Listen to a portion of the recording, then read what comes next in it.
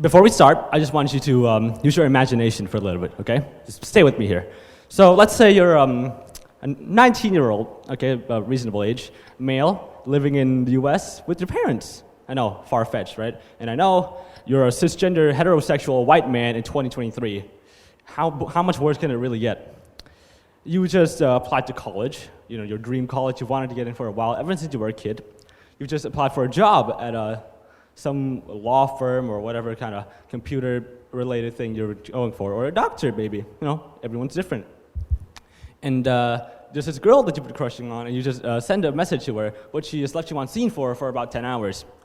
Now, you think everything will be fine, everything will be fine, because it always turns out great for you. However, this time, it doesn't. That college you applied for, they send you an email back. Sorry, you're just not the type of person that we want.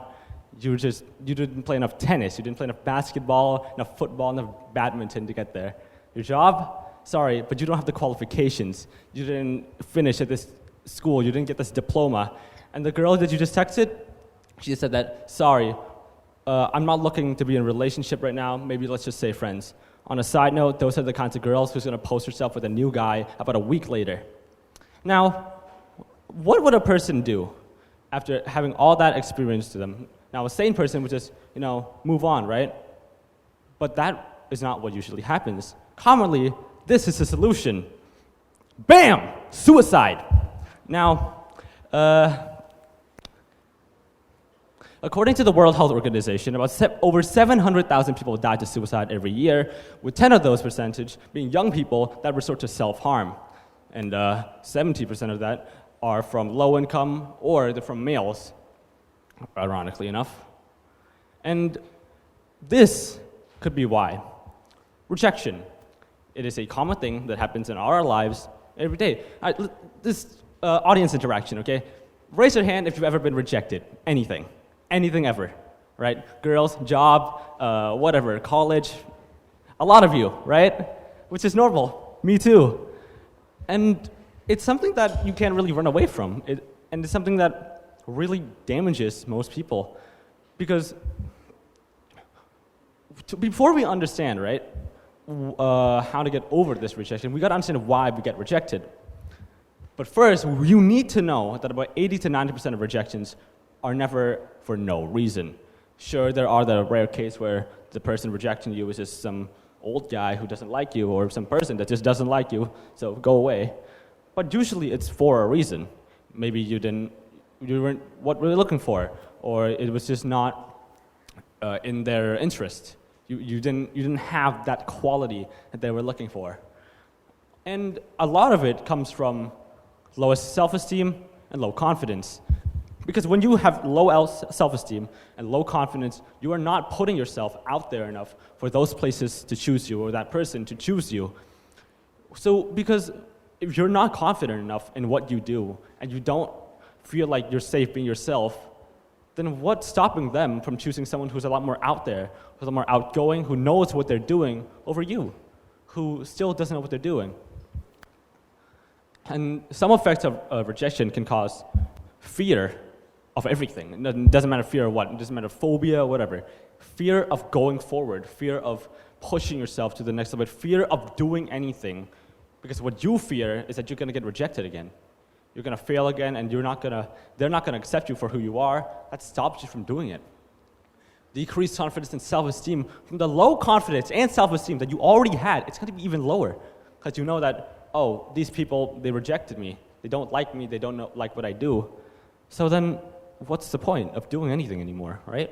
Anxiety, depression, well, I mean, this is pretty self-explanatory.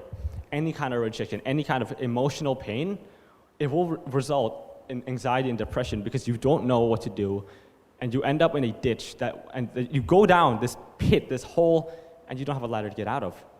Now, a lot of this might make someone feel like a failure. Failure, again, is something that we experience most of our lives. And it's something that causes rejection, because when you fail once, it starts this kind of loop, downfall in your brain. It sends you into a downward spiral of failing over and over and over and over again, because you don't know where to go from there. However, failure and rejection, it's not the end. Because we need to get over it. And getting over it is one of those important steps to bettering yourself and going forward in the future to become a better person, a better human, and better at what you do. So what can you do to, get over it? First thing, right? Don't switch it, don't switch yet, don't switch. First thing you can do is just take it as a lesson. A lot of people don't do this, which is surprising to me because it's one of the most common things that you should be doing. One of the most useful things, one of the most important things that you should be doing is take it as a lesson and don't let that stop you. But when you get rejected, of course, you don't qualify for it. You don't have something that person or that organization is looking for. So what do? You find it. You find that thing that they were looking for and you put it to yourself and it makes you a better person. Because if you understand that what they need is what you need, you also need to have, it will make sure that you're more open to other things and you're going to be able to, not get rejected as much and you're going to succeed. Here example is Mark Zuckerberg, famous creator of Facebook, the metaverse, and now he's out to buy any company that wants to sell themselves out for money. Look at Meta, for example. They turned Oculus into a horrible thing. I don't know what they did with that. And he started Facebook at just, 20? He was in college when he started it. You want to know why he made it this big? He didn't let any kind of failure stop him. He kept going forward and forward and forward until he hit that goal of his, and he made it big. And a lot of people do this. The only reason that Jeff Bezos, Elon Musk, or whatever rich person you want to look up to is there now, it's not because they've never been rejected. It's because they never stopped. They always kept going. They never gave up after they were failed. Or in another case, they're a trust fund kid and they have money from the parents. But, rare case scenario. See, there's a motto that I like to live by, a very famous one. The pain of regret is far worse than the pain of discipline. Nathan Whitley, I don't know when he said it. What this means is that when you fail and when you get rejected, yeah, sure, it hurts for a bit, but it'll go away, right? But what will never go away is regret. Now, when you get rejected and when you fail, there's going to be this voice telling you to, when you hit a new opportunity, don't do it anymore, don't take it, you're just going to fail again. But what if that opportunity was your break? It was your break. What if it's your big moment to shine, to go above everyone else? But your fear of discipline or your fear of rejection or fear of failure stopped you from doing that. Because this fear makes you do things that would be otherwise considered, stupid, right? How do I know this? Self-experience. There are so many things that I've done when in a moment where I'm scared of something. I'm scared that I'll lose something. I'm scared of what they might think of me. Scared of what do things that I shouldn't be doing. Whatever that would be. That would hurt my friends. That would hurt everyone else. Save myself, or lie to people. Tell people some things that are not the truth because I fear that something's going to happen to me. I'll get rejected again. But what you'll be left with is this fear of regret. You regret that you did that because what if that could have been great? What if the thing that happened could have been so good for you that it was relinquished you from all of your problems? But that was just what could have been. It's not your life anymore. And also, I have this old friend of mine. She's great. She's a lot farther in life than I am now. And she has a motto that she lives by as well, and that she repeatedly drills into my brain. So at this point, there's no way I can forget it anymore. And that is to accept it and move on. Very easy and simple to understand. You fail, that's all right. That's fine. Don't worry about it. You just got to accept the truth, move on with your life, and you'll be fine. Because one failure and one rejection does not define who you are. You're still so much better than that. You still have more qualities. More people want you.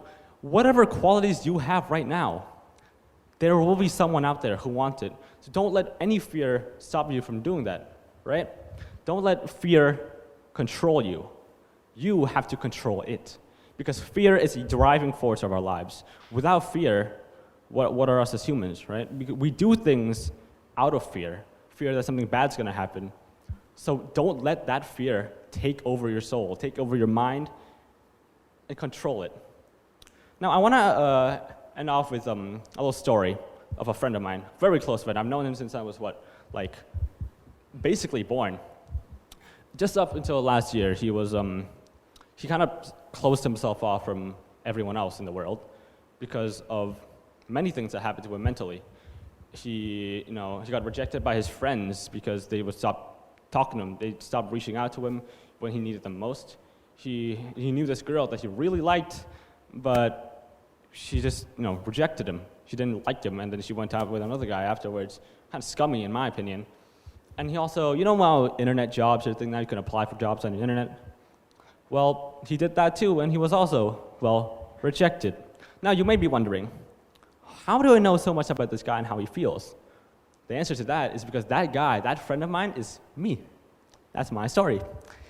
And I am living, breathing, walking proof that whatever knocks you down on your feet, you can always get back up. On your knees because your life is just knocking you down over and over again like Zeus thunderbolting Kratos off the side of the planet. Doesn't matter, just get back up and you keep going. And if I can do it, all of you can do it. It doesn't matter who you are, doesn't matter where you come from, doesn't matter your background, your history, your abilities, doesn't matter who you are, what you can do. Every single one of you has that opportunity, has that ability to pick yourselves back up from whatever ditch you're in and move on. And with that, thank you for listening and good luck.